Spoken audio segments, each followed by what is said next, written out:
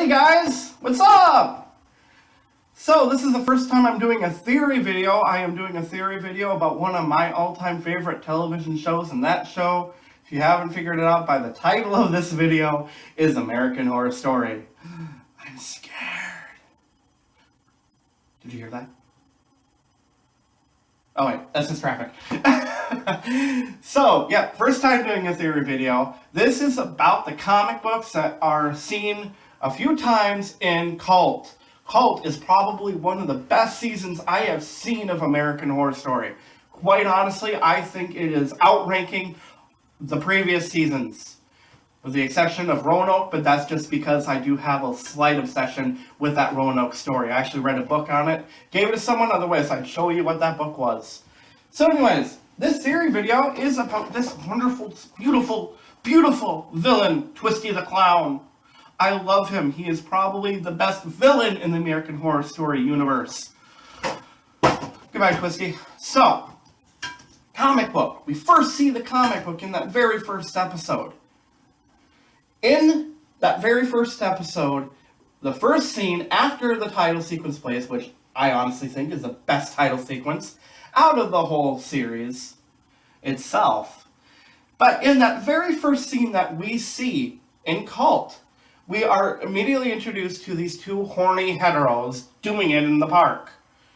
And the dialogue in there kind of builds up to, Twisty being seen. But in those first few seconds of watching that scene, you know that there is a link to Freak Show. I mean, it's playing right off that very first episode of Freak Show to begin with. It's just now modernized a little bit. So, Twisty appears, he's like, I'm going to kill you, to the couple. And they're like, ah! Well, not really. I mean, the guy kind of gets like, hey, get the hell out of here. Shoot, shoot, shoot. And then, Twisty doesn't die, of course. So you're like, what's going on? Is this really happening? Is Twisty really back? That next scene that follows the murder of that poor, horny lady disproves the fact that Twisty is actually going to be a major character in real time in Cult. Because guess what? It's a comic book.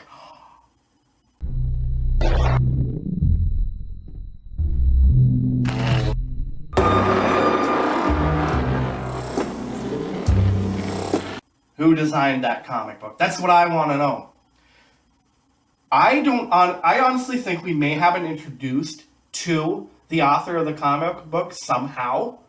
It could be one of the characters that we have seen, or it could be someone else completely. I don't know. There's no real evidence to support if any of the major characters could have designed that comic book. For a second, I was actually thinking it could be Kai. But that's only because, Evan Peters, he's been in every season. Lobster Boy survived in Freak Show, so maybe this is Lobster Boy's child or something like that. Actually, you know what? That doesn't really make any sense now that I think about it. Well, he could be like a grandchild or something. I don't know.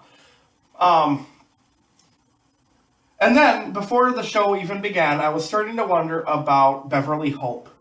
Adina Porter plays Beverly Hope. Best character, I think, in this season.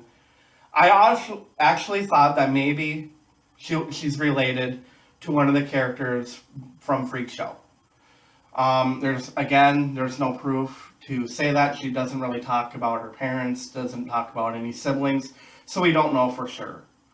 The designer of the comic book could be the offspring of Bet and Dot from season 4. Again, no evidence to support that. But I have a feeling this is what this season is building up to in that very last episode. Here are some evidences to support the fact that it's building up to that. So, the first thing we're going to look at here is the progression of each individual season and what happens in the very last episode. Ryan Murphy has a habit of bringing back characters that were really minor to the story and brings them back in that last episode of his seasons.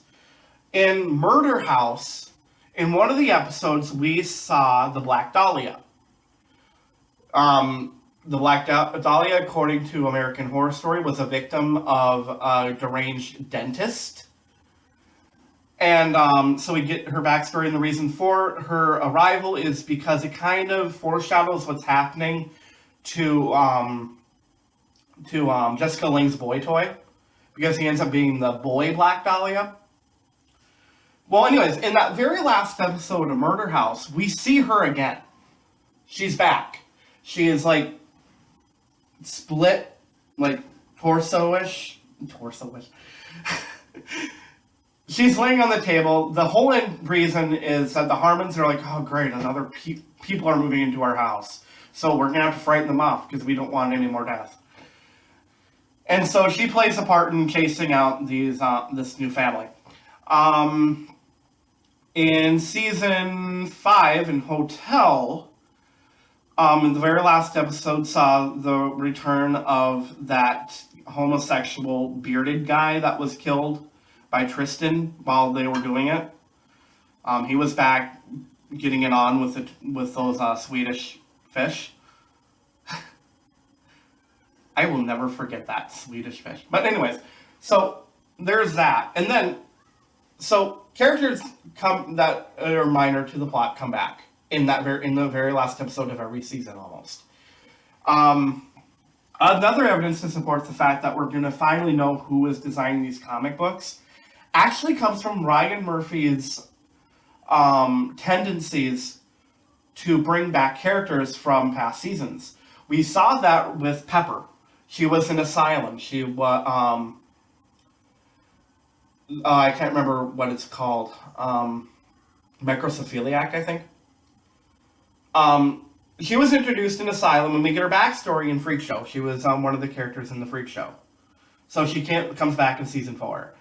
And also in season 4, we also see Sister Mary Eunice before she was possessed by evil demon. So those characters came back in season 4. And then in Hotel, we get Billy Dean Howard back in that very last episode. Billy Dean, if you remember, was the psychic that was introduced in Murder House because Constance was having issues with dealing with the death of her daughter Addie. So Billy Dean comes back in season 5 to provide console to Liz Taylor. Doesn't really go his way if you've seen that episode already. But anyways, she comes back in that very last episode. Season 6. Season 6, I think, is probably the whole crucial turning point of American Horror Story. And here's why I say that. Every season is referenced in Roanoke. We have a direct reference to Murder House with Piggy Man.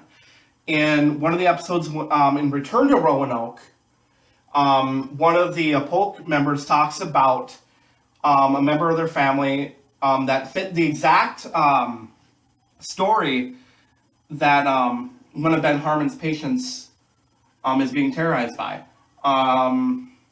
So there's that. We saw the return of Piggy Man.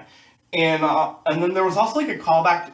Yeah, there's callbacks to Asylum, obviously, because in that very last episode of Roanoke, we see Lana Winters come back,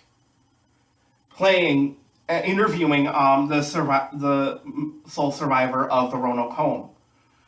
So she's back. So that kind of brings me to say that in season 7 in Cult, we're going to have another character come back, but this time not as a comic book character.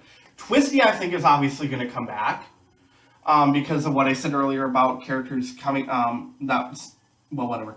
I'm getting mixed up a little bit here, but something is going to happen in that last episode, and I can't wait to see it. Like I just said, Twisty will be coming back. I can bet you on that Twisty is going to be in that last episode. And we are also going to see who is designing those comic books, who is writing those comic books. We're going to see that pop up in the last episode too. I mean, if Ryan Murphy doesn't, that's going to be such a disappointment to me, and probably to a lot of fans. I mean, they'll be like, what? Come on, Ryan Murphy, bring back another character. Actually, I just thought of something else too. So as I was saying, in season 5, we saw Billy Dean. She was in season 1. In season 6, we had Lana Winters come back. Is it possible that maybe a season 3 character is going to be brought to little old Michigan? I think so, maybe. So maybe, and this is like in my perfect world, if I were Ryan Murphy, I'd want to bring back someone from Coven and someone from Freak Show. Yeah. That'd be so cool. So anyways, thank you so much for watching this. This is my first theory video. And as you probably noticed, I'm not going off an outline this time. I'm going to try to, what's the word I'm looking for? I'm going to try to not do outlines because I want to try to do these a little bit more naturally. I want to get skilled at not using outlines. So if you think I'm doing a lot better than my first one when I was doing my coming out, let me know. Comment on this. Tell me about my theory. Tell me about what your theory is about American Horror Story Cult. Tell me what you think about me as a person. Okay, just kidding. Don't do that. But thank you again for watching this, and I cannot wait to do my next video. By the way, that next video may be up this week. I am planning on doing a video about what it's like to be an overweight homosexual Christian. Ha! Yeah! So let me know what you think about that. Give me some ideas for what you want to see. I am on Twitter. It's Derek L. Davis. You can also find me on Facebook, Derek L. Davis, because I've got an obsession with my middle name, and that is perfectly okay.